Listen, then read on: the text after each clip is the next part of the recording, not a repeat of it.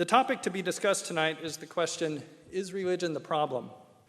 Named one of America's most influential conservative thinkers by the New York Times, Dinesh D'Souza has spent decades at the forefront of politics, from serving as a policy analyst in the Reagan White House to teaching at Stanford University. Since the arrival of the so-called new atheists, however, D'Souza's focus has turned to defending religion. Having written the New York Times best-selling books, What's So Great About Christianity and Life After Death, The Evidence, D'Souza has fast become one of the world's foremost apologists, championing Christianity and Catholicism in particular in print, on television, and in debates around the globe. Christopher Hitchens, a self-described Marxist and anti-theist, is, one might say, the polar opposite of D'Souza. He was ranked as one of America's most influential liberals by Forbes magazine and has been hailed by the London Observer as one of the most brilliant journalists of our time. As with many of us, his life and thought have been significantly impacted by the religiously motivated violence and cruelty that he has witnessed firsthand and from afar. But unlike many of us, he has identified religion itself as the problem and has taken on the mission of opposing it. He's the author of numerous books, including the bestseller, God Is Not Great, How Religion Poisons Everything, and he is now commonly characterized as one of the four horsemen of atheism. Now, on with the show. I give to you Christopher Hitchens.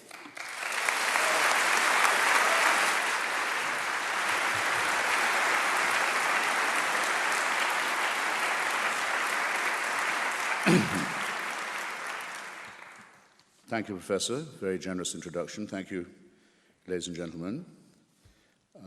My first duty, which is also a pleasure, is to thank the University of Notre Dame for inviting me onto its terrain, and Mr. O'Duffy in particular, in an institution that's also identified, I believe, with the great history and people of Ireland, for taking the revenge of arranging for English weather to greet me. Now, I've been given 15 minutes, which isn't that much, but I could do it in a way in two, like this, as a proposition. When Gertrude Stein was dying, some of you will know this story, she asked, as her last hour approached, well, what is the answer? And when no one around her bed spoke, she rephrased and said, well, in that case, what is the question? And I'm speaking tonight, we are speaking tonight, we're met tonight at an institution of higher learning. And the greatest obligation that you have is to keep an open mind and to realize that in our present state, human society, we're more and more overborne by how little we know and how little we know about more and more, or if you like, how much more we know, but how much less we know as we find out how much more and more there is to know. In these circumstances, which I believe to be undeniable, the only respectable intellectual position is one of doubt, skepticism, reservation, and free, and I'd stress free and unfettered inquiry. In that lies, as it has always lain, our only hope.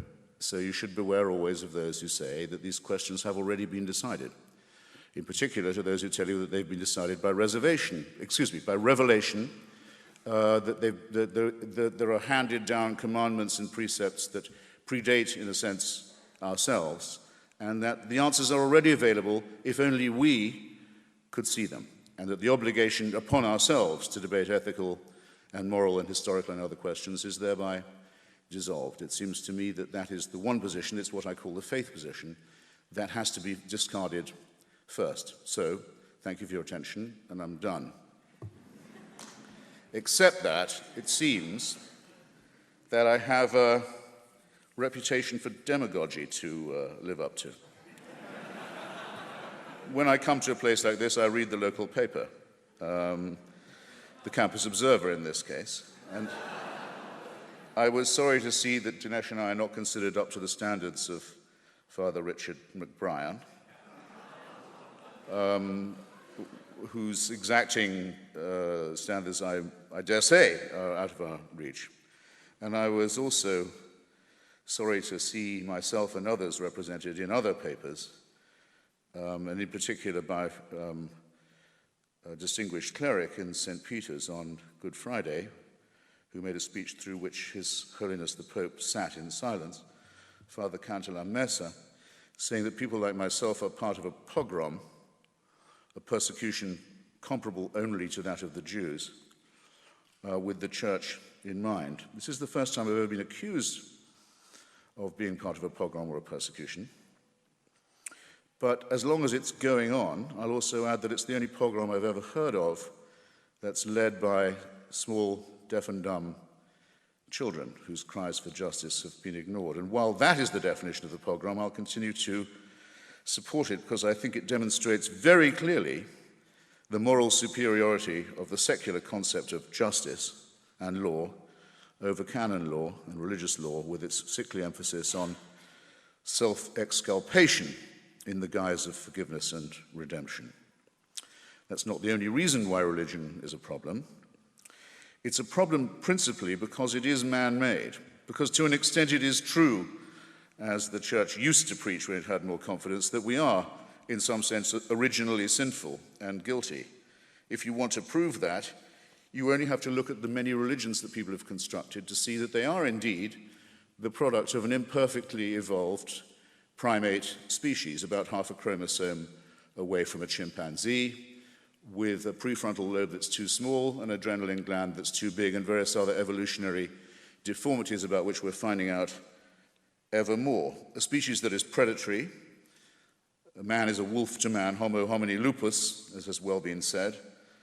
A species that's very fearful of itself and others and of the natural order. And above all, very, very willing, despite its protestations of religious modesty, to be convinced that the operations of the cosmos and the universe are all operating with us in mind. Make up your mind whether you want to be modest or not. But don't say that you were made out of dust, or if you're a woman, out of a bit of rib, or if you're a Muslim, out of a clot of blood, and you're an abject sinner born into guilt. But add, nonetheless, let's cheer up. The whole universe is still designed with you in mind. This is not modesty or humility. It's a man-made false consolation, in my judgment, and it does great moral damage. It begins by warping what we might call our moral sense of proportion. I wish that was all that could be said, though I think that's the most important thing. I ought to say why I think it ought to be credited. And I ought to add that my colleagues Richard Dawkins and Daniel Dennett have been very generous in this respect. This debate would be uninteresting if religion was one-dimensional. Religion was our first attempt to make sense of our surroundings. It was our first attempt at cosmology, for example, to make sense of what goes on in the heavens. It was our first attempt at what I care about the most, the study of literature and literary criticism. It gave us texts to deliberate and even to debate about, even if some of those texts were held to be the word of God and beyond review and beyond criticism, nonetheless the idea is introduced, and it had never been introduced before. It's our first attempt at healthcare, in one way. If you go to the shaman or the witch doctor, and you make the right propitiations, the right sacrifices, and you really believe in it, you do have a better chance of recovery. Everybody knows it's a medical fact. Morale is an ingredient in health.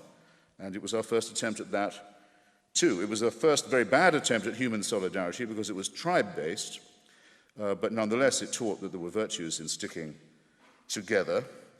And it was our first attempt, I would say also, this is not an exhaustive list, at psychiatric care, at dealing with the terrible loneliness of the human condition, at what happens when the individual spirit looks out shivering into the enormous void of the cosmos and contemplates its own extinction and deals with the awful fear of death. This was the first attempt to apply any balm to that awful question. But, as Charles Darwin says of our own evident kinship with lower mammals and lower forms of life, we bear, as he puts it in The Origin of Species, we bear always the ineffaceable stamp of our lowly origin. I'll repeat it, the ineffaceable stamp of our lowly origin. Religion does the same thing. It quite clearly shows that it's the first, the most primitive, the most crude, and the most deluded attempt to make sense. It is the worst attempt, but partly because it was the first. So the credit can be divided in that way. And the worst thing it did was to offer us certainty, to say, these are truths that are unalterable, they're handed down from on high, we only have to learn God's will and how to obey it in order to free ourselves from these dilemmas. That's probably the worst advice of all. Heinrich Heine says that if you're in a dark wood on a dark night and you don't know where you are and you've never been through this territory before, you may be well advised to hire as a guide the local mad, blind old man who can feel his way through the forest, because he can do something you can't. But when the dawn breaks and the light comes, you would be silly if you continued to operate with this guide, this blind, mad old man who was doing his best with the first attempt. To give you just two very contemporary examples, to have a germ theory of disease relieves you of the idea that plagues are punishments, that the church used to preach, that plagues come because the Jews have poisoned the wells, as the church very often preached, or that the Jews even exist and are themselves a plague, as the church used to preach when it felt strong enough and also was morally weak enough and had such little evidence. You can free yourself from the idea that diseases are punishments or visitations. If you study plate tectonics, you won't do what the Archbishop of Haiti did the other day, speaking to his sorrowing people after his predecessor had been buried in the ruins of the cathedral at Port-au-Prince, along with 250,000 other unfortunate Haitians whose lives were miserable enough as it was, and to say, with the Cardinal Archbishop of New York standing next to him, that God had something to say to Haiti, and this is the way he chose to say it.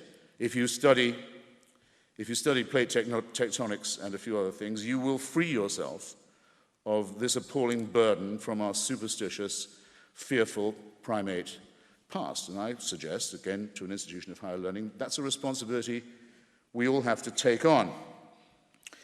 If we reflect, some people say the great Stephen Jay Gould, who I admired very much, from whom we all learned a great deal about evolutionary biology, used to say, rather leniently, I think, that, well, these are non-overlapping magisteria, the material world, the scientific world, and the faith world.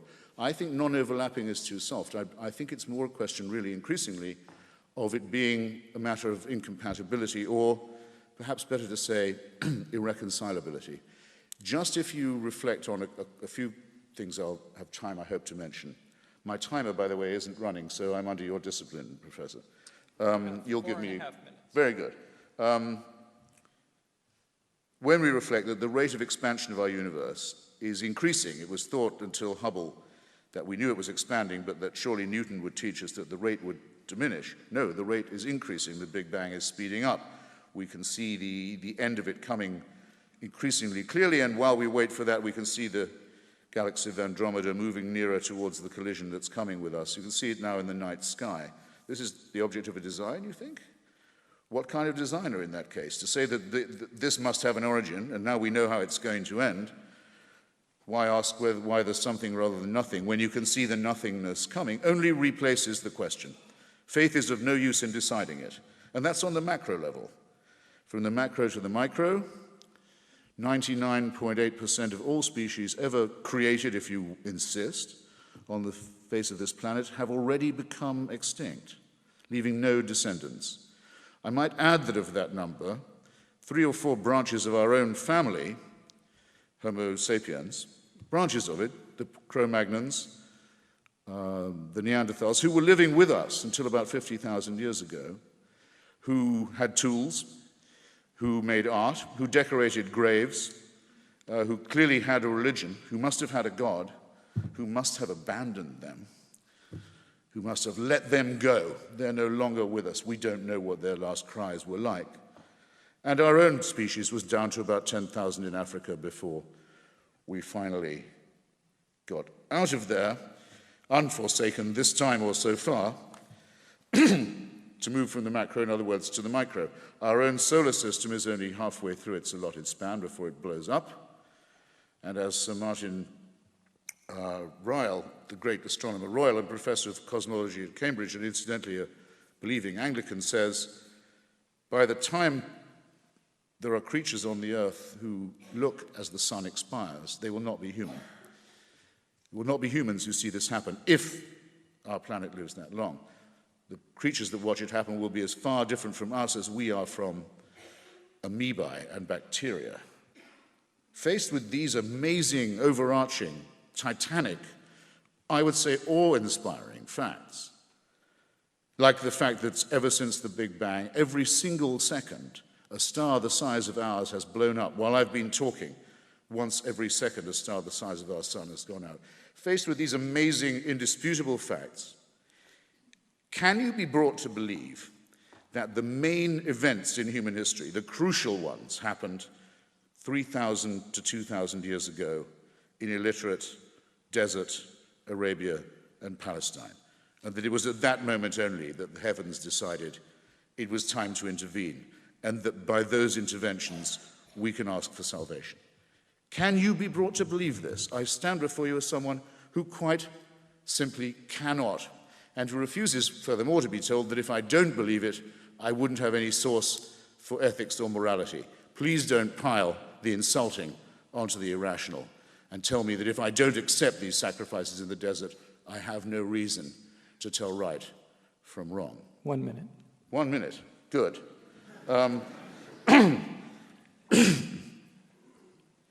Then I'll have to prune, and you'll be the losers. But there's a rebuttal coming. All right. Look at the contemporary religious scene. I return to religion as well as just faith and belief. Israeli settlers are stealing other people's land in the hope of bringing on the Messiah and a terrible war. On the alternative side, as it thinks of itself, the Islamic jihadists are preparing a war without end, a faith-based war based on the repulsive tactic of suicide murder. And all of these people believe that they have a divine warrant, a holy book, and the direct word of God on their side. We used to worry when I was young, what will happen when a maniac gets hold of a nuclear weapon? We're about to discover what happens when that happens. The Islamic Republic of Iran is about to get a nuclear weapon, and by illegal means that flout every possible international law and treaty. Meanwhile, in Russia, the authoritarian, chauvinistic, expansionist regime of Vladimir Putin is increasingly decked in clerical garb by the Russian Orthodox Church with its traditional allegiance to Tsarism, serfdom, and the rest of it. And Dinesh would have to argue, I'll close on this, Dinesh would have to argue that surely that's better than that there be a mass outbreak of secularism in Russia and Iran and Israel and Saudi Arabia. And I would call that a reductio ad absurdum. And I'll leave you with it, and I'll be back. Thanks.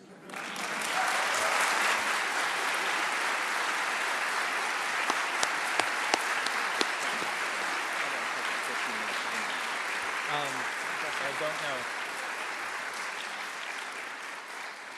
And now Dinesh D'Souza. Do you want to use this one? It'd be great. Just face it my way. Yes. Go. Thank you very much. I'm delighted to be here.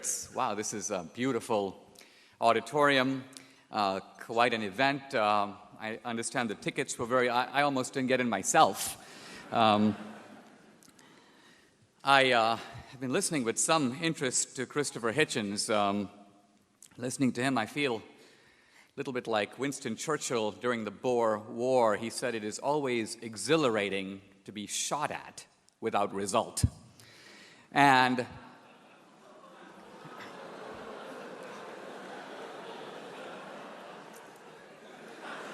I say this because even if everything that Christopher Hitchens says is true, he has hardly demonstrated religion to be a very serious problem at all.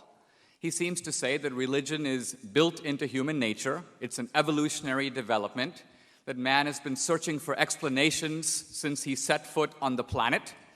Religion supplied functional explanations. Now perhaps we have better ones. Even if all this were true, I'm going to dispute it and show it's not true, but even if it were true, this would hardly be a damning indictment of religion. Science itself has developed in the same way. It's been an explanation. It's gotten better over time. But what I want to do is meet Christopher on his own ground. He says we should be doubters, and I'm going to be a doubter. He says we should be skeptics, and I endorse that completely. In this debate, at no time will I make any arguments that appeal to revelation, scripture, or authority. I'll make arguments based on reason alone. And I want to engage the argument on Hitchens' own ground not by making the easy argument for the utility of religion. It's good for us, it makes practical sense, it's consoling. That's all true. I'm going to actually make an argument for the truth of religion. And the argument I'm going to make, well, I call it the presuppositional argument, but it's an argument that requires a little bit of explanation. Imagine if you're a detective and you approach a crime scene, and all the evidence points to a suspect, but it turns out he couldn't have done it. Why? Because the body was dumped in one location and he was in a completely different location. And then it hits you as a detective, wait a minute, perhaps the guy had an accomplice. Now, you don't know that he did, but the assumption that he did suddenly makes sense of all the other facts that were previously mysterious. Suddenly you see how the crime was committed to its very detail. If this seems like a little bit of an unusual way to argue, I want to emphasize that this is precisely the way in which scientists argue when faced with new phenomena. For example, scientists looking at galaxies out there have noticed that the galaxies hang together, and yet when you measure the amount of matter in them, there's not enough gravity to hold the galaxies together. They should be flying apart. And so scientists presuppose that there is some other form of matter, they call it dark matter, that must be there exercising a gravitational force, so even though we can't see the dark matter, it's detectable by no instrument, it explains what we do see. The presupposition of dark matter clarifies the matter that is in front of us. Now, what I'm going to do is try to adduce some puzzling facts about life and then ask whether the presupposition of God explains those facts better than any rival explanation. Christopher Hitchens has spent a lot of time telling us about evolution. And evolution as an effort to explain the presence of life on the planet. But of course, evolution does not explain the presence of life on the planet. Darwin knew that. Evolution merely explains the transition between one life form and another. That's very different from accounting for life itself. Consider, for example, the primordial cell. If you read Franklin Harold's book, The Way of the Cell, this is a biologist at University of Colorado in Boulder, he describes the cell as a kind of supercomputer. It is of a level of complexity. Even Richard Dawkins in his work describes the cell as a kind of digital computer. Now, the cell can't have evolved because evolution presupposes the cell. Evolution requires a cell that already has the built-in capacity to reproduce itself. So how did we get a cell? The very idea that random molecules in a warm pond through a bolt of lightning assembled a cell would be akin to saying that a bolt of lightning in a warm pond could assemble an automobile or a skyscraper. It's preposterous. Richard Dawkins knows it's preposterous, and therefore when asked, how did we get life originally, he said, well, maybe aliens brought it from another planet. It's ridiculous, but it's, in a way, the best explanation he could come up with other than intelligent design. So there we go. We have the mystery of the cell. But evolution raises further puzzles, because evolution depends upon a universe structured in a certain way. Evolution depends on a sun that's 8 light minutes away. Evolution depends upon the constants of nature. If I were to pick up a pen and drop it, it will fall at a known acceleration to the ground, gravity. The universe has a whole bunch of these constants, hundreds of them. Scientists have asked, what if these constants, on which evolution depends, what if these constants were changed a little bit? What if the speed of light were a little slower or a little faster? This question is addressed by Stephen Hawking in his book A Brief History of Time. He says that if you change these constants of nature at all, and he's talking about the rate of expansion of the universe, he says if you change that not 10% or 1%, but 1 part in 100,000 millionth million, we would have no universe, we would have no life. Not just Homo sapiens, no complex life would have evolved anywhere. In other words, our very existence here is dependent upon the fine-tuning of a set of constants in nature. We're not talking about just on Earth, the entire universe. This argument, that is sometimes called the anthropic principle or the fine-tuned universe, this has put modern atheism completely on the defensive. Why should the universe be structured in precisely this way and no other way? What is the best explanation? Is there an atheist explanation? I'd like to hear it. Let's move on in thinking about evolution, because evolution cannot explain the depth of human evil. What I mean by this is simply this. Evolution presumes cruelty. Evolution presumes harshness, but it is a harshness tempered by necessity. Think of a lion. It wants to eat the antelope because it's hungry. But have you ever heard of a lion that wants to wipe every antelope off the face of the earth? No. So how do you explain this human evil that far outruns necessity and reaches depths that seem almost unfathomable? Evolution cannot account for rationality, because evolution says we are programmed in the world to survive and reproduce. Our minds are organs of survival. They are not organs of truth. So if we believe in rationality, we require something outside of evolution to account for that. Evolution can't even account for morality. Now, this requires a little bit of explanation. So think of a couple of moral facts. And I'm not talking about heroic deeds of greatness. Think of simple things. Getting up to give your seat to an old lady in a bus. Donating blood. There's a famine in Haiti, you volunteer your time or you write a check. Now, if we are evolved primates who are programmed to survive and reproduce, why would we do these things? There's a whole literature on this, and basically it comes down to this. The advocates of evolution say, well, evolution is a form of extended selfishness. If a mother jumps into a burning car to save her 2 children, that's because she and her children have the same genes.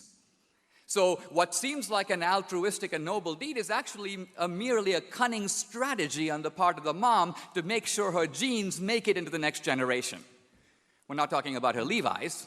We're talking about her genetic inheritance. Or evolution appeals to what can be called reciprocal advantage. You scratch my back and I'll scratch yours. A businessman may be nice to a customer, not because he thinks he's a great guy, but because he wants him to come back into the store again. But these two common evolutionary strategies to explain morality don't explain the 3 examples I gave at all. I'm in a bus, the old lady hobbles in. She's not a relative, she isn't grandma. So genetic kinship doesn't come into it, and neither does reciprocal advantage. I don't say, well, I think I'll give her my seat because next week I want her seat. No, you give up your seat because you're a nice guy. You give up blood because you want to do a good thing. You donate your time to help strangers who are genetically unrelated to you and can't reciprocate your favors.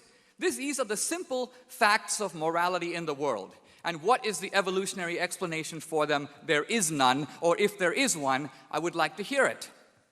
So in debating these issues, very often it's very easy to knock the burden of proof onto the theist and say, you explain everything. But no, in the world we're not in the position where there's only one explanation contending. There are rival explanations. There is a theist explanation, the God explanation, and there is a non-theist or atheist explanation. We have to weigh the two against each other. My contention is that the atheist explanation flounders when confronted with all these facts. The complexity of the cell, the fine-tuning of the universe, the fact of morality, the depth of human evil, the reality of morality in the world. What about the God explanation? Seems obvious to me it does one heck of a lot better. Why do we have a cell that shows the structure of complexity? Because the cell has been intelligently designed, perhaps by an intelligent designer. Why does the universe show complexity and rationality? Well, those are the characteristics of the Creator who made it that way. Why are there depths of human evil? Because our lives are a cosmic drama in which good and evil are in constant struggle. The Christian story. Why is there morality in the world? Why do we all feel, even when it works against our advantage, a moral law within us? Well, that's because there is a moral lawgiver who gave it to us. So when we put it all together, the presupposition of God is invisible. I concede that. We can't see him. But if we posit him, all these mysterious facts, suddenly the lights come on. It provides an explanation. Now again, with any presuppositional argument, there may be a better alternative explanation. And so I put the ball into Christopher Hitchens' court to say, if you can explain these facts better than I can, I will happily, as a skeptic, concede to your point of view. Give me a better explanation for these facts. I leave you with this thought.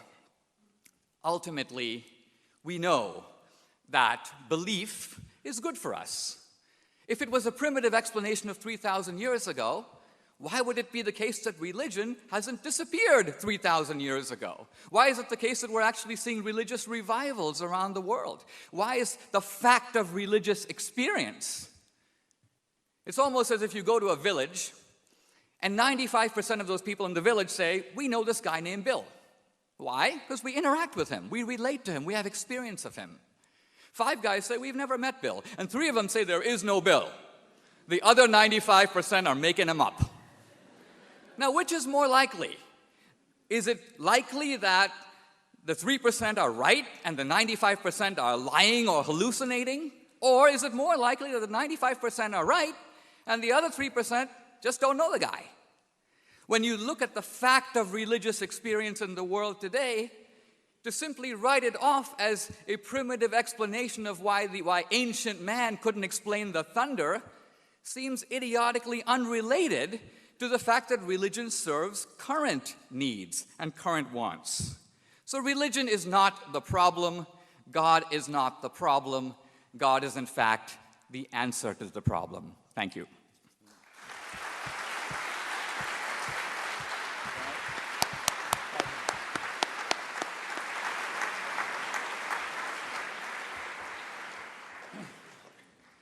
I never hear Dinesh doing that without thinking what a wonderful Muslim he would make.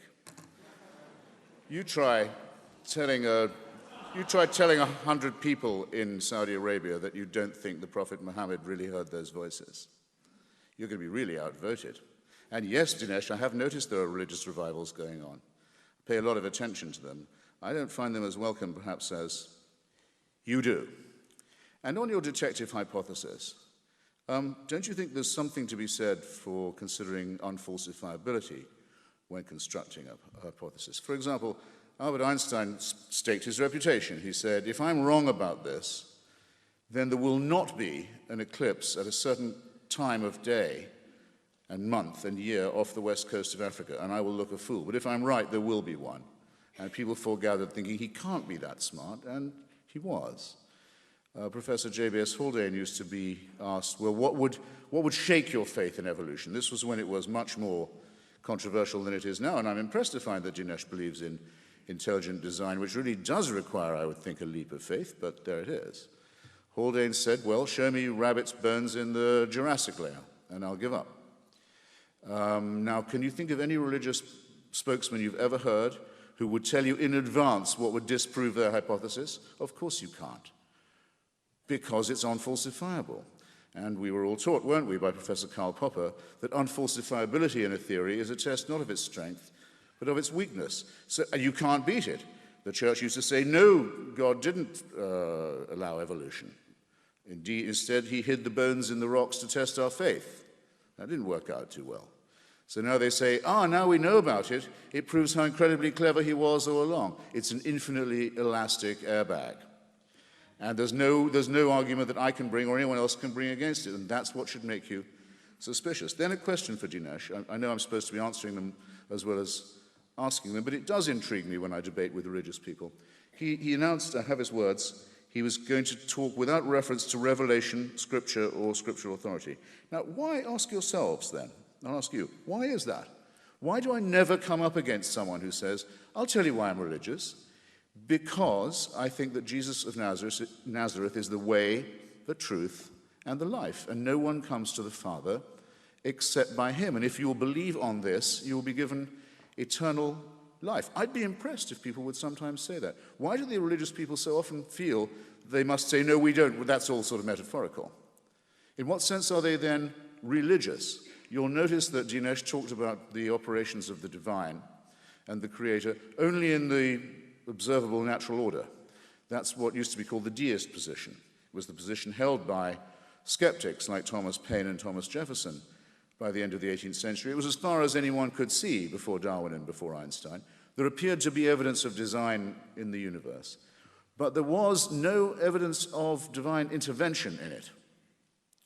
Very important point. The deist may say, and I would have to say, it cannot be disproved that there was a first cause and that it was godly. That cannot be disproved. It can only be argued that there's no evidence for it.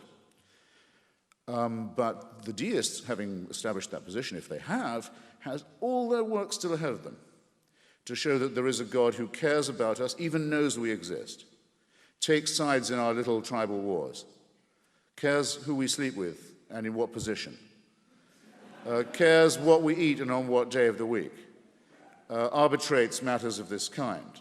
That's the conceited, that's the endless human wish to believe that we have parents who want to look out for us and help us not to grow up or get out of the way. And so it surprises me that there are no professions of real religious faith ever made on these occasions. Now, I suppose I should then say what my own method in this is, since I was challenged on that point. Take the two figures of Jesus of Nazareth and Socrates. I believe Jesus of Nazareth operates on the fringe of mythology and prehistory. I don't think it's absolutely certainly established there was such a person, or that he made those pronouncements, or that he was the Son of God, or the Son of a Virgin, or any of these things. And I would likewise have to concede that we only know of the work of Socrates through second-hand sources, in the same way, second or third-hand. Quite impressive ones in some cases, from Plato's Apology, but it can't be demonstrated to me that Socrates ever walked the streets of Athens. That's 5 minutes. How many? That's 5 minutes. That's fine. Just quickly, though. If it could be shown to a believing Christian, the grave of Jesus opened and the body of him found and the resurrection disproved, if that could be archaeologically done, for the sake of argument, it would presumably be a disaster for you. You'd have to think, then we're alone. Then how are we going to know right from wrong? What can we do? I maintain with Socrates that, on the contrary, the moral problems and ethical problems and other dilemmas that we have would be exactly the same as they are. What are our duties to each other? How could we build the just city? How should we think?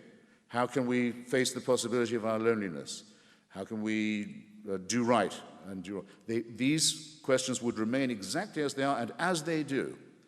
And so all that is necessary is to transcend the superstitious, transcend the mythical, and accept the responsibility, take it on ourselves, that no one can do this for us. And I would hope that in a great university, that thought might carry the day. Thank you.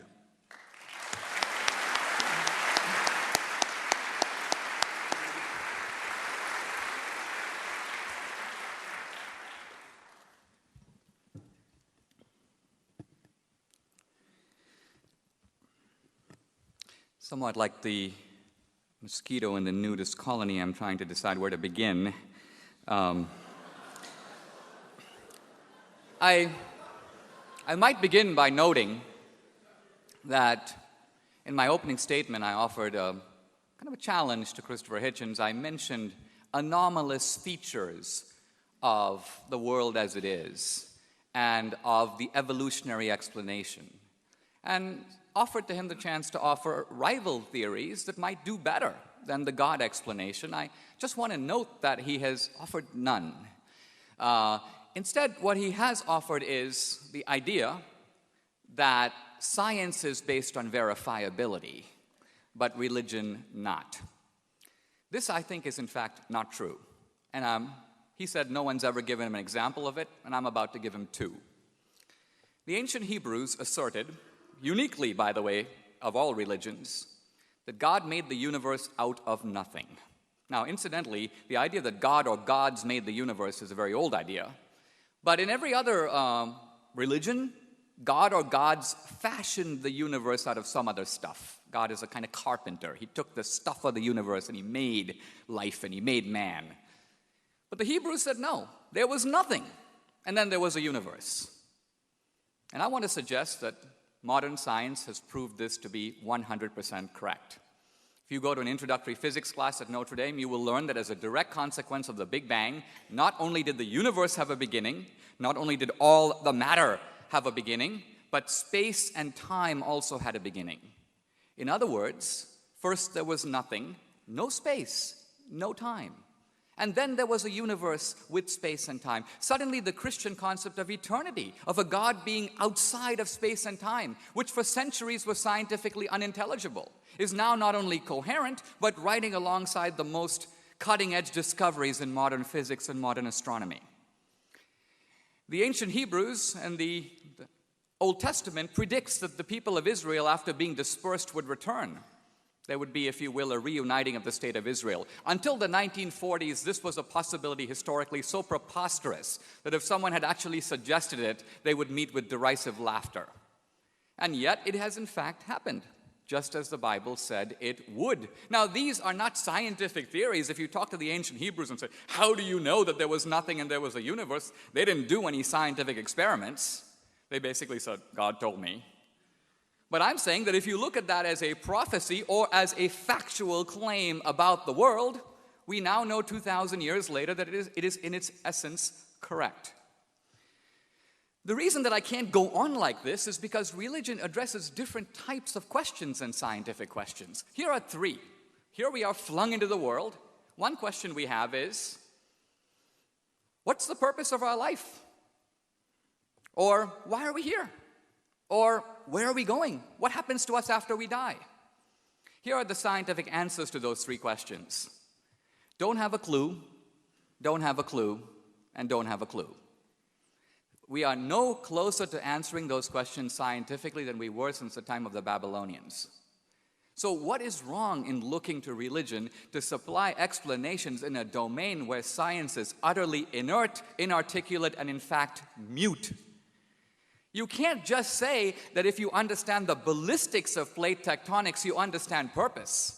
It would be as if my dad took me on his knee and gave me a spanking, and Christopher Hitchens goes, don't think he's angry with you. If you only understood the ballistics of the cane, you would have a full explanation of what's going on. Or on the other hand, if I put a pot of tea on the kettle and began to boil it, Hitchens can't say, well, if I tell you about if you say, what's going on here? Well, the scientific explanation is that water, when heated, the molecules expand, the temperature rises. But there's another explanation. Dinesh wants to have a cup of tea. So explanations work at more than one level. And finally, Christopher asks, why argue this way? Well, we know about presenting the case the other way. In fact, you get it in church, or you get it in synagogue, or you get it every Sunday. The argument from the Bible, the argument from authority. I know it's a useless argument to use in a secular setting, especially when debating with an atheist. If I say, I believe in Jesus because the book of Matthew says this, or the Gospel of Luke says that, he's going to say, well, who cares what the Gospel of Luke says? I don't accept the authority of the Bible to adjudicate the matter. So we are at a state in our culture in which we have to use rational arguments if we are trying to communicate in secular venues. So here we are at a university. What could be more appropriate than to address these arguments in the vocabulary of reason? Christopher wants me to fling the Bible at him so he can then claim the high ground of science and reason. What flummoxes him is when I use science and reason itself to torpedo his arguments. That's when you get him going down on his knees and praying for some more quotations from Scripture. Thank you very much.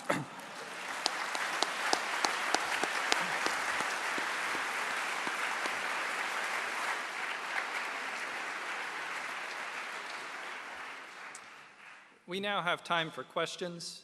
We have two microphones down in front. If you have a question for either of our speakers, please come forward and line up. It has been suggested that I start the question period with a question for each of our two speakers. That's an opportunity I gladly accept. After I'm done asking questions, I'll field questions from the audience. Please, you're free to indicate to whom your question is directed, but we'll give both speakers the opportunity to weigh in. Please limit yourself to one brief question. I'm the only one that gets two. If your question runs long, I will interrupt and ask you to focus it. If it continues to run long, I will ask you to sit down. If it continues to run long, you don't want that to happen. There will be no follow-up questioning. Once you've asked your question, please step aside from the mic, and those are the ground rules. So now I'll start with questions. As I understand it, the basic argument that Christopher Hitchens is giving, I haven't seen the text, but as I understand it, the argument can be summed up roughly like this. Religion gives explanations, science gives better explanations. Our job is to go with the best explanations. So we ought to go in for science all the time and set religion aside as superstition. D'Souza wants to address this on Hitchens's turf. So I'm going to start by asking a question of D'Souza. It looked like your goal was to show that theistic explanations are in fact better than scientific explanations. As I saw it, what you in fact said showed that scientific explanations are often problematic, incomplete, and gappy, but I don't think you showed that theistic explanations are better. And just to pick a couple of examples, so for example, you talk about the fine-tuning argument. So here's a case where maybe belief in God explains certain features of the universe better than atheistic theories would. But of course, one wonders if the world is superintended by a perfectly good God, whence the Holocaust, right? Whence all manner of horrendous evil and suffering. And so all of a sudden it looks like the appeal to God to explain features of the universe, it's not clear that theism's winning. Take morality too, right? On the one hand, sure, we maybe can understand where moral laws come from if there's a divine lawgiver. On the other hand, Christianity has a doctrine of original sin. Christianity has other things that confound our moral intuitions, right? So again, it's not clear that theism wins. Well, that's a lot to chew on. Look, the standards that I'm appealing to are, in a way, very intuitive. We have currently a major scientific project to look for life on other planets. Now, truth of it is, if we were to get information that on, let's say, the moon Europa, we found hieroglyphics, some interesting architectural structures, some apparent roving vehicles, this would settle the argument. Right away, we would conclude, as long as we didn't put them there, that there must be some other forms of life that have done that. If someone came along and said molecules of sand assembled themselves into all this, this would be an explanation, but a stupid one compared to the inference to intelligent design. So, in fact, the scientists say that even if we get radio signals in Morse code, they would be adequate to demonstrate the existence of intelligent life elsewhere. So my point is, let's apply the reasonable standard. If we see a fine-tuned universe, what's more likely? Someone fine-tuned it, or it fine-tuned itself? Could the universe have created itself out of nothing? Is there some alternative explanation for the data at hand? No. So I'm simply saying, let's go with the best explanation. By the way, my argument isn't eternal. If 20 years from now you had a scientific argument that was better, that said, hey, we figured it all out, I would go with that. I would have to drop this argument. I'm saying that in the current mode of knowledge and thinking, this is a successful explanation. You can't change the subject and say, well, now explain the Holocaust. That requires a different set of rebuttals. I would say the Holocaust is a product of free will. God didn't do the Holocaust, Hitler did. The Nazis did. To try to deflect blame to God for human action voluntarily undertaken is to minimize the human capacity for evil. But whether or not that argument works, it has nothing to do with the design argument. And finally, morality, very briefly. Again, if evolution could adequately account for morality, let's remember that the atheist premise is that we are evolved creatures in the world, and that's it. So evolution has to do a lot of work. It has to explain the human desire to give blood to strangers. If it can't do that, then it fails as an adequate explanation for a very important form of human behavior, morality, that is seen in every culture known to man. It requires explanation. I have an alternative explanation, that in human beings there are two parts. We are evolutionary creatures in the world. That explains why we desire sex and we desire food to survive, to reproduce. But then I have this other thing inside of me, what Adam Smith calls the impartial spectator. And that's another voice. And it's in me, but it's not of me. In fact, it's often stopping me from doing what I want to do. It's blocking my self-interest. Where does that come from? How does evolution account for that? So I'm saying that the God hypothesis casts more light on that subject, the hypothesis of a moral lawgiver. In fact, even the hypothesis of a life to come. You may say a final court in which our moral deeds will be adjudicated. Explains why we act the way we do now. Otherwise, our own behavior is incomprehensible to us. That's the strength of the presuppositional argument. Do you want to comment on this or just take my question for you? I think both. I'll stand up for your question, and I'll see if I can do both. But I know people are impatient to get to the next segment. Bring it on. My question for you is very quick. Your argument seems to rest on the idea that religion is an explanatory enterprise and that the warrant for believing the doctrines of a particular religion comes from their explanatory value. Why would you think that? Well, because of religion's own very large claims. And because, it's something I didn't have time to go into, because not all these religions can be simultaneously true. I mean, there are enormous numbers of competing religions. It's another reason that it's obvious to me that they're man-made. It's what you would expect if it was man-made, that there'd be lots of religions with incompatible claims and theologies, and that this would lead to further quarreling. Either one of them is completely true, as the Roman Church used to say, it was the one true church. Some of its members still do. Or all of them are false, or all of them are true, which of course can't be true. Now to Dinesh and the matter of anomalies and the question of ex nihilo. Half the time when I debate, it's people saying, nothing can come from nothing, you can't get something from nothing, so since there is something, someone must have wanted there to be something. Not, I think, a very impressive syllogism. I can't do it all this evening, but it's very easy for anyone to go and see Professor Lawrence Krauss deliver his brilliant lecture online called The Whole Universe from Nothing, which explains to you how indeed you can get very large numbers of things from nothing with the proper understanding of quantum theory. And then tonight Dinesh says, really there was nothing, and the Hebrews were so clever that they knew that. And therefore they must have been right about God as well. This is ridiculous. The ancient Hebrews also thought that God made man and women out of nothing or out of dust and clay, whereas we have an exact knowledge, or increasingly exact knowledge, of precisely the genetic materials in common with other creatures from which we were assembled. And then, not content with that, he says biblical prophecy is true in respect of Palestine. This is an extraordinary thing, and you were right to mention the Holocaust.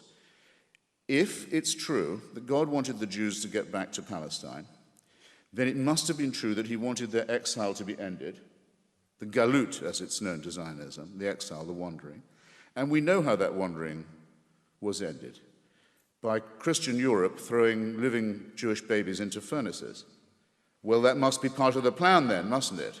And some rabbis used to claim that, by the way. They used to claim that the Holocaust was a punishment for exile. And then people started to desert the synagogue, so they shut up about it until the '67 war. And then when the Israeli army got the Wailing Wall back, they said, we shouldn't have spoken so quickly. Actually, this was what God always had in mind all along, the conquest by Jews of the Palestinians, where you see how brilliantly that's worked out. I don't think it's wise or moral or decent to try and detect the finger of God in human quarrels. I think the enterprise is futile, and it incidentally shows the absurdity of all arguments from design. Thank you. Thank you both for coming tonight. I'm wondering if either or both of you can acknowledge, or rather I'd like to hear your feelings on the possibility of your thoughts and your theories on religion or lack of a God being simply a product of your environment. Or to phrase another way, if you were born to a different family in a different place, perhaps with a different skin color, Christopher, would you still be an atheist? And Dinesh, would you still be, I'm assuming, Christian, a believer in religion? Or could the roles be completely reversed? And are your theories and your thoughts strictly based on your upbringing? Well, was it to me first? Well, in that case, I can start with a compliment to Dinesh, because in one of his books, he tells the story of asking his father in India, Daddy, everyone around here seems to be Hindu, with quite a few Muslims. Why are we Christians? And his father said, because, Dinesh, my lad, the Portuguese Inquisition got to this part of India first. Which is, in fact, the full and complete explanation for that.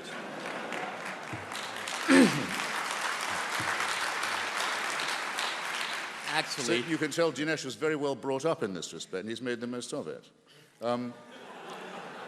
Obviously, in my case, this does not apply because, obviously, if you ask someone in Buffalo, why did you go to the Roman Catholic Church, he'll say, because my parents were from Poznan. It's the overwhelmingly probable explanation. Why do you go to a Greek Orthodox church? My parents were born in Thessaloniki. Of course this is true, but there are a lot of people who convert. In fact, quite a large number of Muslims on their way out of Islam embrace Christianity, which is a very risky thing to do. It must be something they care a lot about, and I think one should take seriously. And though it was relatively easy for me, being born in England and emigrating to America, to leave the Church of England behind, that, believe me, is no sweat.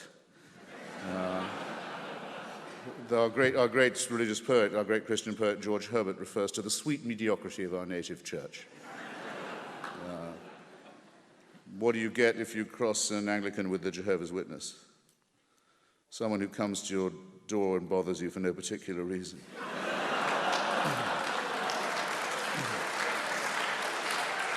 So, enough from me. Well, I think we have an environmental explanation for Christopher's skepticism. He was raised in a religion that was based on the family values of Henry VIII. Enough said. Now, with regard to the Indian explanation, his explanation is true but incomplete. And here's the point. My grandfather did say that to me, and I began to read Indian history. And I realized that a handful of Portuguese missionaries, inquisitorial or not, would have a pretty hard time converting hundreds of thousands of people. And Indian historians who look at it have a better explanation. It's called the caste system. See, if you were born into the Hindu caste system and you were one of the guys on the lower rungs of the ladder, to put it somewhat bluntly, you were screwed. It didn't matter what merit you had, you couldn't rise up, and neither could your children. So along come these greedy missionaries, and maybe they had swords, but the truth of it is a lot of Indians were very eager to get out of the caste system. They didn't need the swords. They rushed into the arms of the missionaries because they promised something that the Hindus couldn't, universal brotherhood.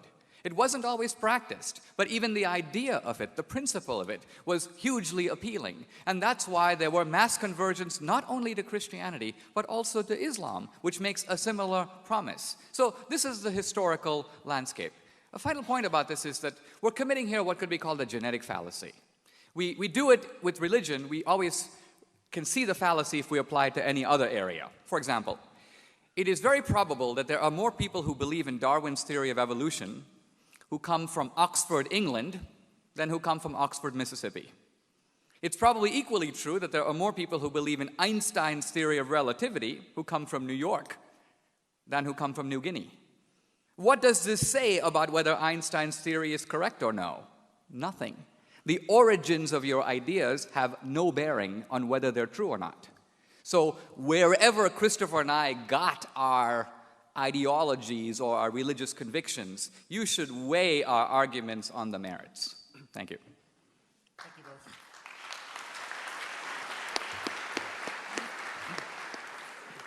both. Mr. D'Souza, you mentioned that you would only speak basically in secular terms, in terms of defending your faith without appealing to revelation or anything of that sort. Do you feel that there is an advantage for the world population at large for religious people to be required to defend their faith in such a venue, or do you feel that we would be better off if you had the luxury of only defending your faith within congregations of the faithful and without counterpart skeptics to demand that sort of intellectual line? I've argued that I think that Christians need to learn to be bilingual. And by that I mean to speak perhaps two languages, a Christian language at home or in church, and a more secular language in the public square. Not because we want to wear two faces, but because we want to make our arguments accessible to people who may not share our assumptions. And so a lot of times, if someone says, you know, what do you think about gay marriage? The Christian opens to the book of Leviticus, not recognizing that the person he's talking to does not recognize the authority of Leviticus to decide the matter. So it becomes a futile enterprise, two ships in the night.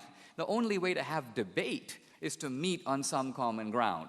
And in that sense, I think in a democratic society, the common ground of reason is a perfectly appropriate language for democratic discourse. So what we're doing here is a secular intellectual enterprise. If I was speaking, as I sometimes do, in a megachurch or at a Catholic event, I might speak in a little different language, but that's because I'm speaking to an audience with different assumptions.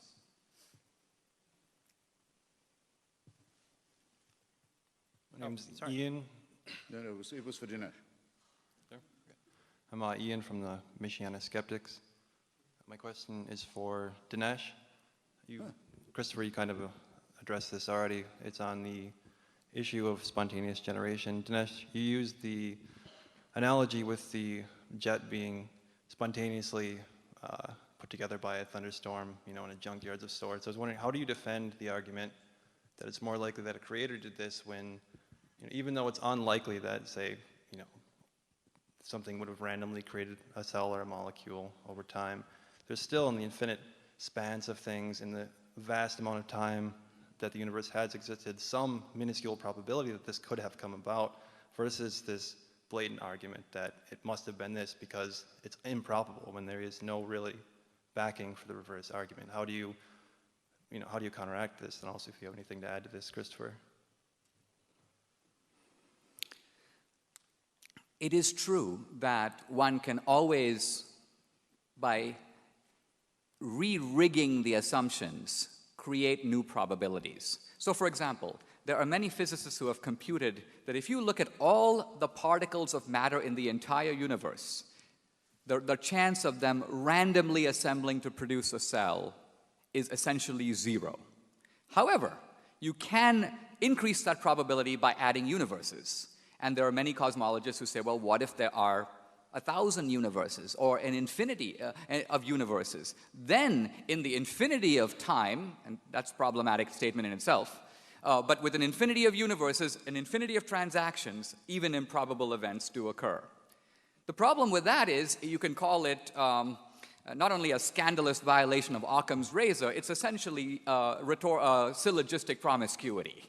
Because what is the evidence that there is even one other universe other than our own? Empirically, none. You're essentially making up universes to account for the anomalies of the universe we have. So, which is more likely? It's almost as if the atheist, to try to abolish one invisible God, has to fabricate an infinity of invisible universes. I mean, I'd like to believe that, but frankly, I don't have that much faith. The person violating the principle of William of Ockham here, I think, though, Dinesh, is you. I mean, everyone remembers what Laplace said to Napoleon when he produced he was the greatest scientist of his day, his orrery, the solar system as viewed from the outside, never been done before in model form. And the emperor said, well, there doesn't seem to be any God in this apparatus. And Laplace said, well, Your Majesty, it happens to operate perfectly well without that assumption. So it does. Dinesh asked earlier, and I should have taken him up on it, isn't it the case that to the three questions, where are we coming, where are we from, where are we going, and why are we here, there are three nopes from our side. That's not true at all. It was incredible that he alleged it. So the question of where are we from, both in the macro and the micro term, where did we come from, the cosmological, the Big Bang, and the micro, the unraveling of the human string of DNA and our kinship with other animals and indeed other forms of non-animal life, we are enormously to enormously greater extent well informed about our origins. And what we don't know, we don't claim to know. Very important. My admitting that I don't know exactly how it began is not at all the same as Dinesh's admission that he doesn't know either, because he feels he has to know. Because if it's not a matter of faith and it's not a matter of God, he can't say he believes in it a little bit. It must be a real belief to be genuine, and it must have some explanatory value. And he doesn't hold it very strongly, and it doesn't explain anything for which we have better explanations. Likewise about where we are going. We have a very good idea now of the time and place, if you like, the time anyway, when our universe and our sun, and indeed the cosmos, will come to an end. Dinesh might say, well, then if you look at the Bible, it proves right all those who said the end of the world is at hand. There's biblical authority. In fact, it just proves we were right all along. Yes, except that they said that by repenting, you could prevent this outcome, which you cannot, ladies and gentlemen. Okay? As to why are we here, good question, to which there's so far no perfect answer, and I suggest you keep the argument about that open and sharpen the questions and consider the infinite possible variety of answers and train your mind that way. Don't say you already know why you're here, that someone wants you to be here, that you're fathered, that you're protected, that it's all part of a divine plan. You can't know that, and you shouldn't say it. There. I want to get back to the basics of this debate. And Professor D'Souza, you touched on this a little bit using the free will argument. I want to know how you can reconcile your statement that belief is a good thing when so many lives have been lost due to the differing opinions of religious views. That is true, although historically greatly overstated. The Inquisition. When I was a student at Dartmouth, if you had asked me how many people were killed in the Inquisition, I would have said hundreds of thousands, maybe millions, horrible blot on Western history. Truth of it is, these things are now carefully studied. Henry came in as a multi-volume study of the Inquisition. Spanish Inquisition was the worst. And over 350 years, the number of people killed in the Inquisition was fewer than 2,000. Now, 2,000 people, 350 years, it works out to about 5 guys a year. Not normally considered a world historical crime. Now, is that 2,000 too many? Yes. But my point is that while the atheists are often crying crocodile tears over the crimes of religion, crimes that, by the way, often occurred 500 or 1,000 years ago, what about the vastly greater crimes of atheist regimes committed in our own lifetime in the last century, and they are still going on? If you take Hitler, Stalin, and Mao alone, the three of them collectively in the space of a few decades killed close to 100 million people. And that's the tip of the iceberg. What about Ceausescu, Kim Jong-il, Fidel Castro, Pol Pot? Pol Pot, he's a junior league atheist. Normally you don't even name the guy. But his Khmer Rouge regime in Indochina, following the Vietnam War, kills about 2 million in about 3 years. 2 million! Even bin Laden in his wildest dreams doesn't even come close. So I'm all for looking at the historical record, but let's look at it fairly and not blame religion for crimes when there are vastly greater and more recent crimes committed by atheist regimes. Let's look at all sides of the ledger.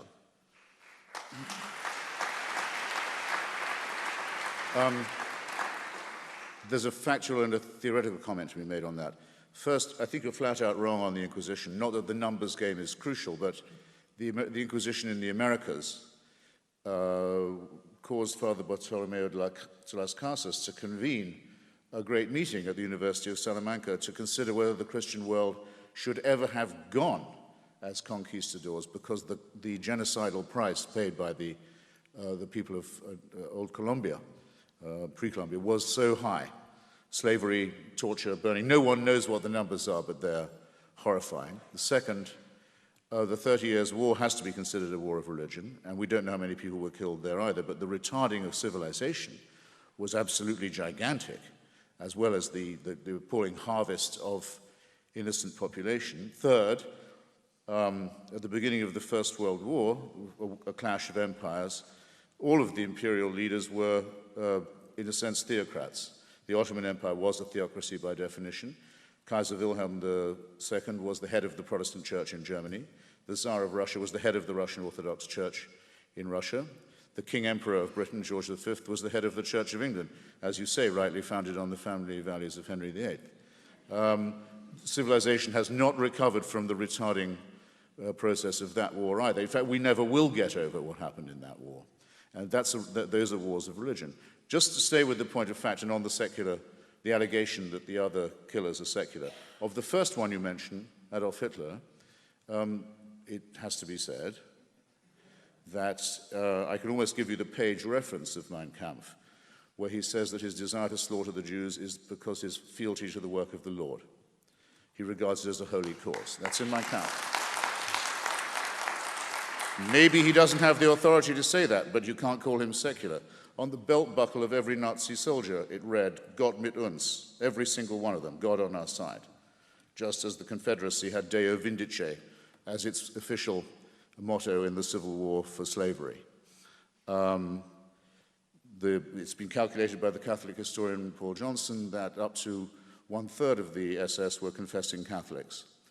If you change the word fascism, if you take it out of the history of the 1930s, just remove it, pretend it doesn't exist, call it a propaganda word, insert instead extreme Christian right wing, you have not to alter, you don't have to alter a thing about the spread of fascism from Portugal through Spain, across to Croatia, to Slovakia, where the head of the Nazi puppet regime was a priest in holy orders, Father Tiso. Vichy, Austria, you know the story, or if you don't, you should. Or anyone here who considers himself a Catholic should know that. This is not, I'm sorry to say, ladies and gentlemen, secularism. Of the others, I would actually say Pol Pot had a very extreme idea of a restoration of the old Buddhist authority known as the Angkar. But let me not quarrel too much. What was wrong with these heroic mass murderers? That they all thought that they could bring about an ultimate history. They all thought that with them, history would be consummated. History would in fact come to an end. They were messianic. The whole problem to begin with is the idea that human beings can be perfected by force, or by faith, or by conquest, or by inquisition. That can take an explicitly religious form or just another messianic form, but it reinforces the point I began with. Take nothing for certain. Don't believe in any absolutism. Don't believe in any totalitarianism. Don't ask for any supreme leader in the sky or on earth, for that way lies madness and torture and murder, and always will. May I answer briefly, just given the nature of the topic? Let me say very briefly, first of all, Las Casas was not protesting the work of the Inquisition. He was protesting the work of the conquistadors. There's a big difference between the Spaniards who came for greed and gold and to take slaves, and the church, which sent missionaries. The missionaries were on the side of the Indians and convened the debate at Salamanca, at which the Pope decided that the Indians have souls and that the Spanish conquest should be stopped. Never in human history, by the way, has a ruler ordered a conquest stopped for moral reasons, and it was the missionaries who made that argument. So factually, it is not true that the deaths of the Indians, most of which, by the way, were through malaria and other diseases to which they had no immunities, but it had nothing to do with the missionaries. It was driven by the greed of the conquistadors. The 30 Years' War.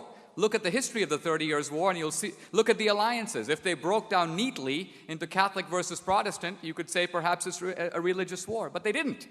Catholic France began to ally with the Protestants the moment that the Protestants began to lose. Right away you see that territorial wars over power and land are now being presented as wars of religion. Was World War I a religious war? That would make every war a religious war. World War II was a religious war. In other words, just because France is Catholic and England is Protestant doesn't make it a religious war if they're fighting over territory. Hitler.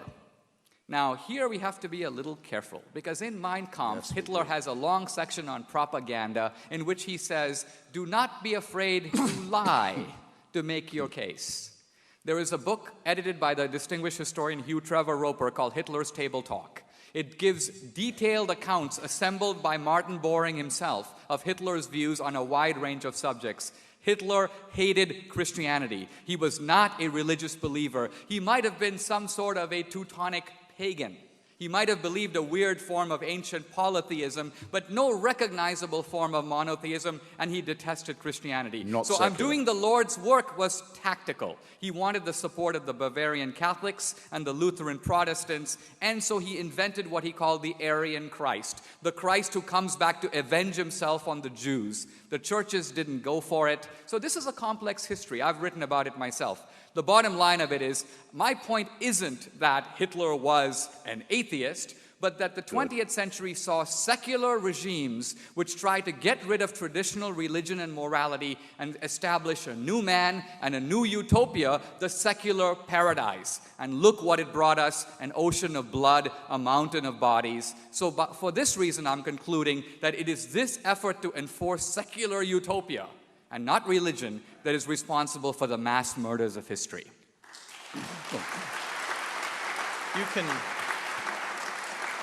You can reply quickly if you I'll like, be- and then we'll go back to I'll be very questions. quick. I'm going to let the questions go about 8 minutes over time because good. we started late, and then we'll wrap up.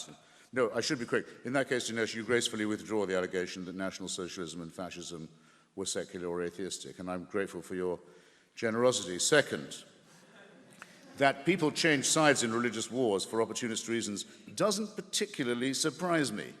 You can spend a lot of time telling a Protestant in Northern Ireland who has a picture of King William painted on the side of his house that when King William fought the Battle of the Boyne, his ally was the Pope.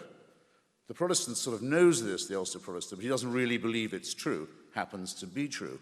Of course it's opportunistic. Why is it opportunistic? Because religion is man-made, as I began by saying. It's what you would expect if religion was the creation of aggressive, fearful primates. It's exactly what you would expect. And the same would be true of its non-religious attempts to create paradise, because it's asking too much of people, and it leads to fanaticism and torture and murder and war. So all you succeed in doing is replacing the question. No, there's no teleology. No, there's no eschatology. No, there's no ultimate history. No, there's no redemption. No, there are no supreme leaders here or anywhere else. Thank you. Thank you both for the thought-provoking ideas that you've presented. I have questions about the scientific things that you mentioned. One was sort of raised earlier. You mentioned the cell as this complex thing, as if it is theorized that it arose spontaneously. And I may be out of date, but I remember reading theories at some points about more chemical molecules that began reproducing much before any actual cells. And wouldn't that be an explanation of earlier life? And the second one has to do with the perfectly tuned universe and whether the logic of saying that life exists that fits this perfectly tuned universe is an indication of that somehow divinely created fits with the idea that there's evolution, and that if the universe is tuned in a certain way, that the only possibility of life with that tuning is life as it exists now. And perhaps it would be presumptuous of us to say that if it were tuned differently, there wouldn't be some other way that different forms of life would have arisen. Let me address those points in sequence. With regard to the cell, Darwin speculated that it might have come about in a warm pond. In the 1950s, there were some experiments that generated some amino acids, and there was a lot of excitement thinking that there might be a way to recreate in the laboratory the ingredients of life. Those experiments haven't gone anywhere, but more importantly, that in the real world wasn't a laboratory. Even if you could recreate the ingredients in a laboratory using all the laboratory apparatus, it doesn't mean it happened. You have to show that it could have happened that way in nature. So the point I'm simply saying is based on current knowledge, and all arguments have to be based on what we know now. We're all open to new ideas in the future. There is currently no good explanation. And all I'm saying is that in any other sphere of life, if I was walking down and look in an alley and I see a head rolling around, I conclude that somebody committed suicide or somebody killed someone. It's a reasonable inference from the data. You could say, well, that's a rather presumptuous conclusion. There might have been natural ways in which the head detached itself from the... And there could be, but what's the most plausible under the circumstances? Normally, when we see intelligent activity, what is science but an effort to excavate intelligence out of nature? The reason we need Newton and Einstein is because intelligence is hidden in nature. E equals mc squared doesn't jump out at you. You gotta test nature and pull it out. So if nature is an embodiment, a network of intelligent systems, isn't the most reasonable explanation that intelligence put it there? If we need intelligence to get it out, how to get there in the first place? This seems to me to be nothing more than a direct inference from the facts. Now, I want to say a word about Larry Krauss, who was mentioned earlier, the physicist. The universe coming out of nothing. There's a lot of verbal jugglery that's going into all this. Imagine if I were to try to show the following. Money comes out of nothing. Proof? All assets will be counted as plus. All liabilities will be counted as minus. The pluses and minuses cancel out. We have money, but there's a zero on the balance sheet. Money comes out of nothing. You would say this is a little bit sleight of hand. Basically, what's going on today is what physicists like Krauss do is they identify all energy as positive, but all gravitational energy as negative. They presume that the total amount of positive and negative energy cancels out, and therefore the universe came out of nothing. It didn't really come out of nothing. There's a whole lot of energy there, but by defining one kind of energy as plus and another kind of energy as minus, presto, they cancel out, and you've got... So what I'm getting at here is I want to show the acrobatics to which modern atheism has to go. This, by the way, is not science. Krauss is trying to make an atheist argument in an atheist venue, drawing on science. But I'm saying, look at the lengths to which the guy has to go to try to defy the normal operations of reason to tell us that not only a molecule, but an entire universe, wow, popped out of absolutely nothing. You can believe it if you want to, but it sure does take a lot of credulity. I'll try and be terse, but first, I earnestly entreat you, ladies and gentlemen, to watch Professor Krauss's lecture for yourself and not accept that parodic version of it. On the nothing question, as it touches on ourselves, as it happens, it's rather more marvelous than almost anything in any holy book. All the elements from which we and our surroundings are made are from exploded stars, from the stars that blow up and die at the rate of 1 every second and have been doing that since the Big Bang. Isn't it rather magical to think that we're all made out of stardust? Never mind, as Professor Krauss says, never mind the martyrs. Stars had to die so that we could live. This is a very essential reflection to be having, and it dwarfs the religious explanations. You didn't notice, Dinesh, that the gentleman asked at the end, couldn't it have turned out another way, which I think was possibly the crux of his question. I'd recommend another study to you. Sorry. Excuse me. Professor Stephen Jay Gould, who I mentioned flatteringly earlier, in spite of my disagreement with him about the non-overlapping magisteria, did a marvelous paleontological book called The Burgess Shale. This is a half of a mountain that's fallen away in the Canadian Rockies, revealing the whole interior core of a great mountain. So you can read off as if on a screen it's more like a bush actually than a tree, all the little tendrils of evolution of reptiles, birds, plants, and so on as they sprout up, branch off. And many of them stop. Nothing happened to them. They were quite promising, but they went nowhere. And it doesn't go up like a tree. It goes all over the place like a bush. Well, says Professor Gould, it's one of the most unsettling, vertiginous thoughts I've ever heard from a paleontologist. Suppose that we could, which in a way we can, rewind this as if onto a tape. Get the Burgess Shale, get the outlines of the book, rewind it, play it again. There's absolutely no certainty it would come out the same way, that all those branches would go off and diverge and die out or flourish in the way that they do as they did.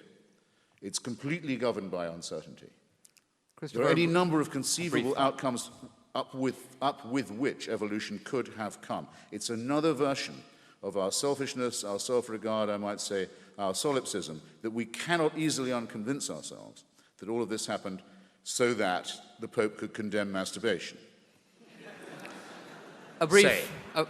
If I can offer a very, very brief rebuttal. We're now plumbing into the depths here a little bit. I do want to point out that Gould's thesis, rewind the tape of life and it would come out differently, which is by now a few decades old, is challenged by the world's leading expert in the Burgess Shale, Simon Conway Morris, a paleontologist in England, and also by Christian de Duve, a Nobel laureate in chemistry. And their argument is no, that essentially Gould had it wrong. Gould was guessing that every evolutionary pathway would cut very differently.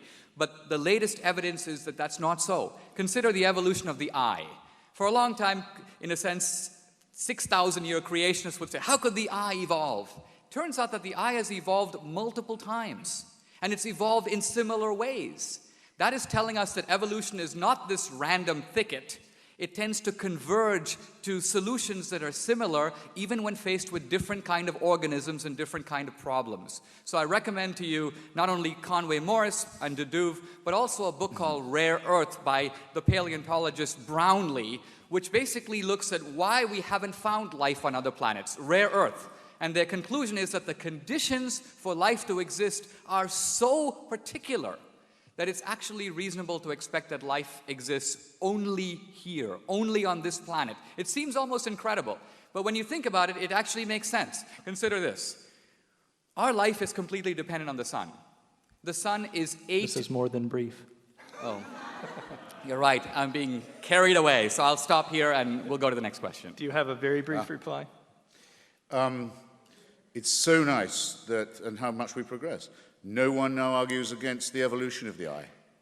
Now the argument of the evolution of the eye is completely conceded, and then it's used against Stephen Jay Gould. The thing to read there is Richard Dawkins' chapter on the multiple evolutions of the eye, including the fish that have 4, is to be found in Climbing Mount Improbable, to which I also recommend you. As for, I agree with you that it's very overwhelmingly likely that our planet is the only one that supports life. Certainly, we know in our own little suburb of the solar system that all the other planets don't support life. They're either much too hot or much too cold, as are large tracts of our planet, and we have every reason to know now that we live on a climatic knife edge, and in the meantime, our sun is preparing to blow up and become a red dwarf. I ask you, whose design is that?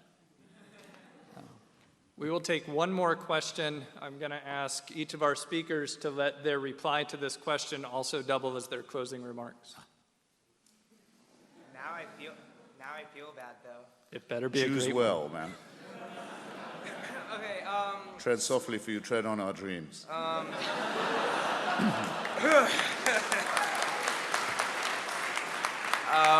My question is for Mr. Dinesh. You talked before about, well, the improbability of a lot of things, and given the improbability, the necessary meaning of certain things. So because of the improbability of life in some circumstances, because of the uniqueness of life here, that this implies something.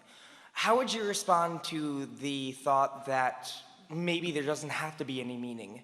That, say, as existentialists would say, there's no inherent meaning, but we can create our own meaning. So I guess my question is, why must there be some inherent purpose or some trajectory?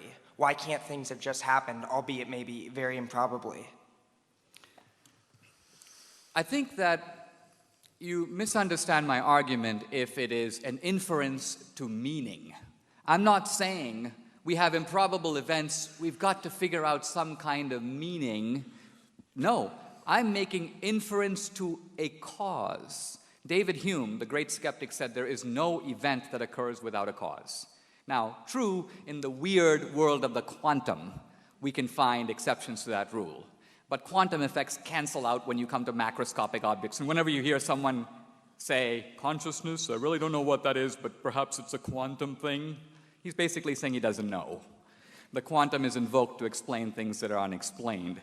Here's my point. Here's the argument tightened up.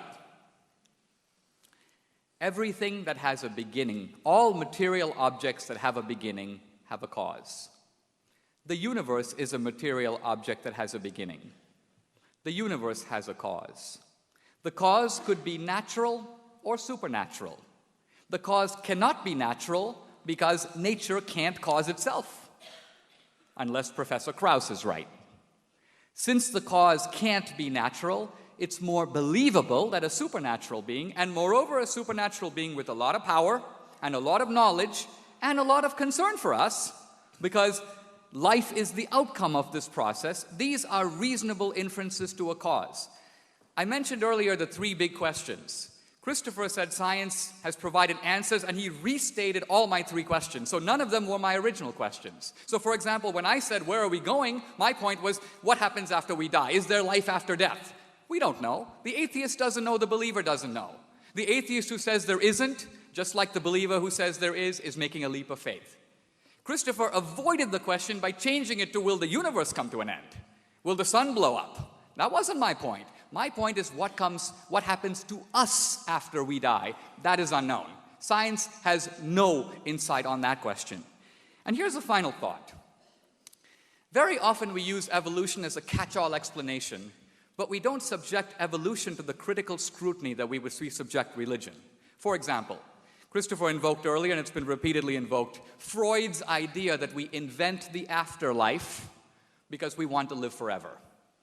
We're upset with life, we have suffering, we have death, we imagine another world that's better. No suffering, no death, heaven. Now, the only problem with this, first of all, is that religions not only posit heaven, they also posit hell. And if you're going to make up another world to compensate for the difficulties in this one, it's very odd that you would make up hell. Hell's a lot worse than diabetes, or even death, because death is just turning off the computer. But there's an evolutionary argument against this that has now discredited the Freudian explanation. And what is that? Evolution says that we are creatures programmed to survive and reproduce. It is very costly for us to invent schemes that are not true and to invest costly resources, especially for primitive man, to give money to priests, to build cathedrals and pyramids, to invest in the next life. Evolution ruthlessly punishes that kind of extravagance. And that's why this Freudian theory, which was very fashionable 60 years ago, has fallen into disrepute among scholars. It makes no evolutionary sense.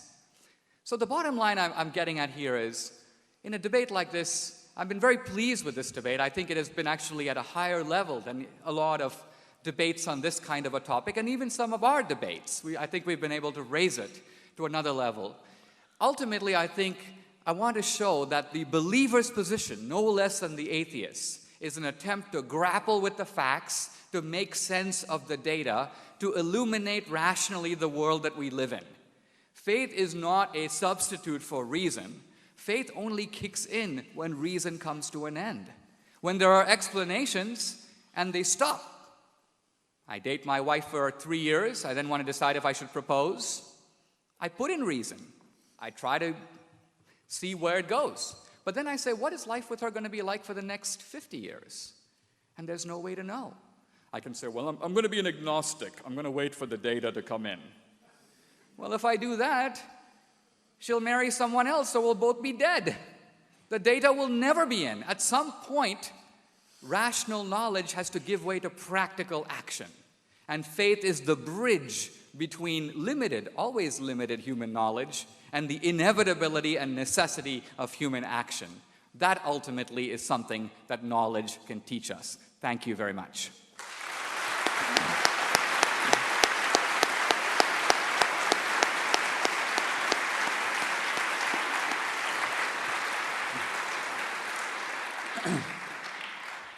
Well, if I'm not mistaken, that was a meaning of life question there, wasn't it?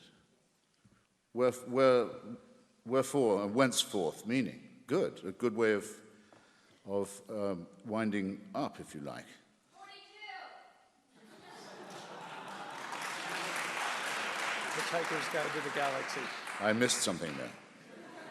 It went past my bat.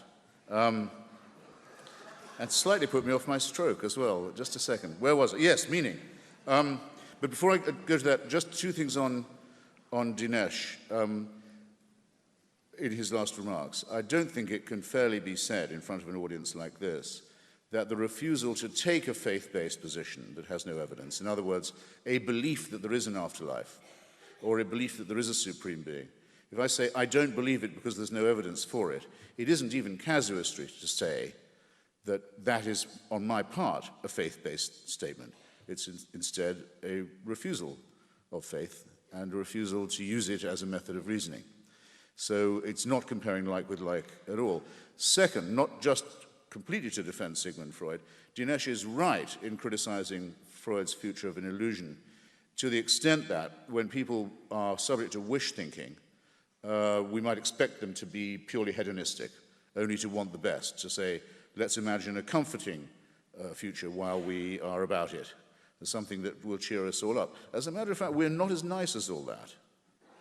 We don't want everyone going to hell. We don't want everyone going to heaven. As the old English sect used to say, we are the pure and chosen few, and all the rest are damned. There's room enough in hell for you. We don't want heaven crammed. And the great existentialist Jean-Paul Sartre said that hell is other people, but actually what many people mean is hell is for other people.